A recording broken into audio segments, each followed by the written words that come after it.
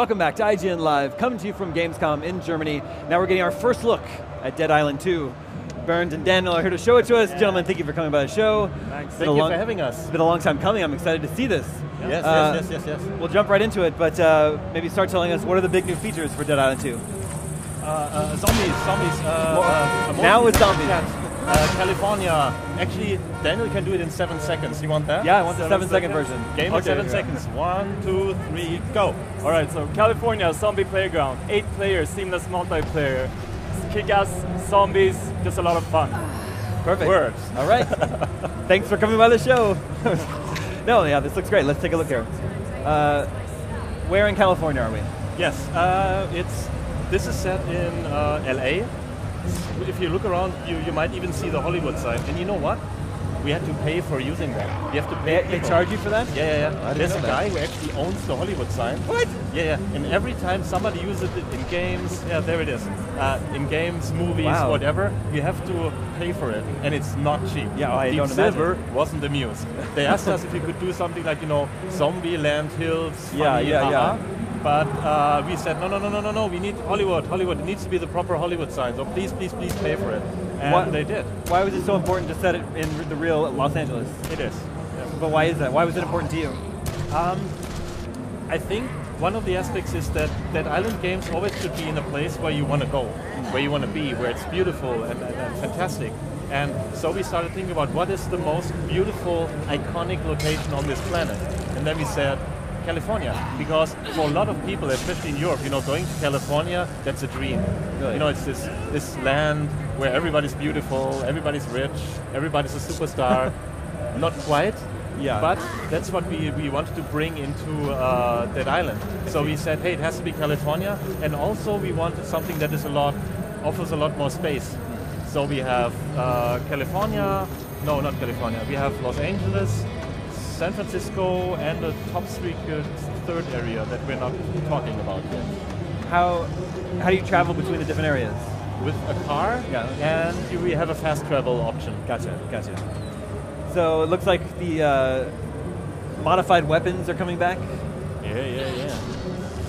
Definitely. So basically what we're showing off in the demo here is we have the shock mod that was also in the original game, and that's what you're seeing here right now. We also have the fire mod. You can use to set things on fire. You can actually set the grass on fire this time around as well. And what's really cool about Dead Island 2 that wasn't really there in the first game was you can actually dual wield weapons. And doing so, you can actually have 2 different weapon effects at the same time. So you can have like a shotgun in your left hand, freeze zombies with it, and then follow up with a mace that's on fire. So you shatter them into burning frost pieces. Oh my god, oh zombies. You know what, actually, did you see the face of the zombie? What we did is, because we're Jaeger and we like to do things right, we scanned the whole team. So the faces of the zombies are actually people from Jaeger. So the guy who just broke through the door was actually Calvin, one of our character artists. Nice. And I've seen Robert a lot, a concept artist. And so in the final game, you will be able to hunt down the whole of Jaeger. Finally. How about that? Is there an explanation for the zombie outbreak in California? What happened? It's all in your mind. It's all in your mind. No, that's a Spec Ops answer. No, that's not true.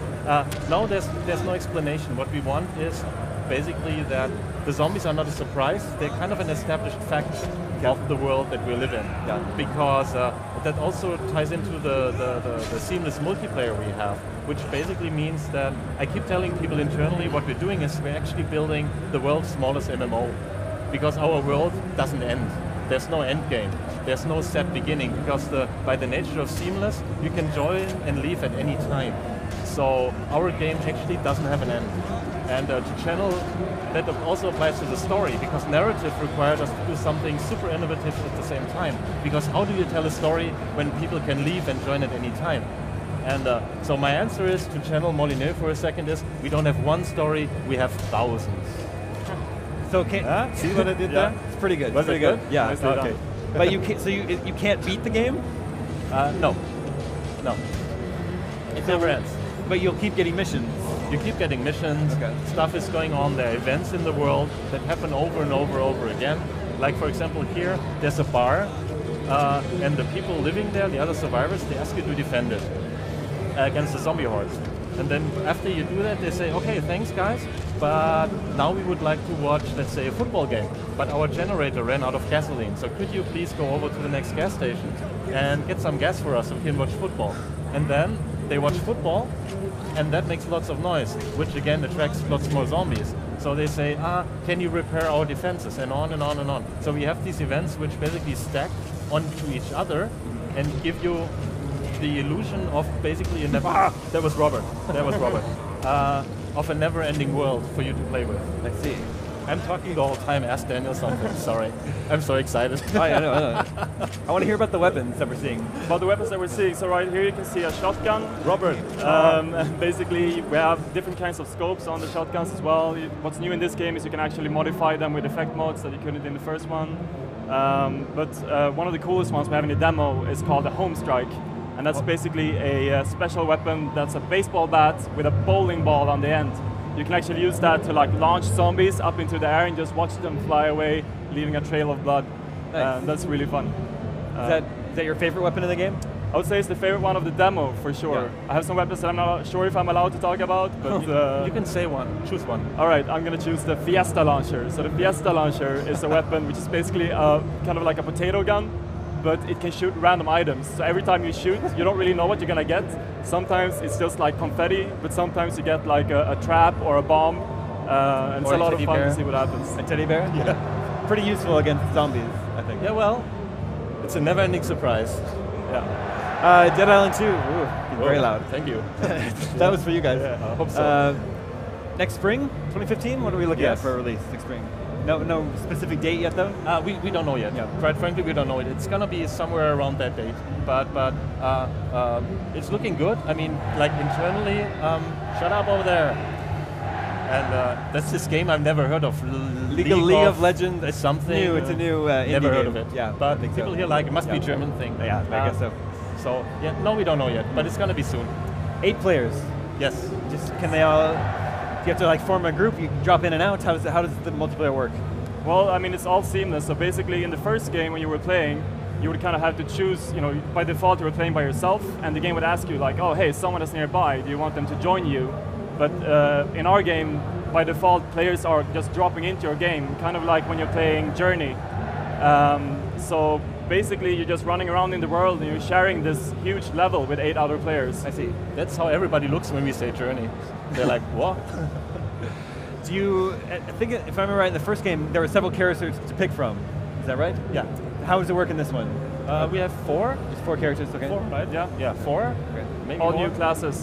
Yeah, 4 new classes, all new, all very much fitting into the franchise. We were because we're Jaeger, we made sure that they fit with the tone of the game, because that was for us when we started pitching for Dead Island 2. You know, when Deep Silver asked us, so what would you do? We said, you know what? We need to embrace the proper tone, and since in Dead Island, what people like doing is have these awesome mayhem moments. I was there, hit the zombie with the home strike, he goes flying, and then you came in a car and everything exploded.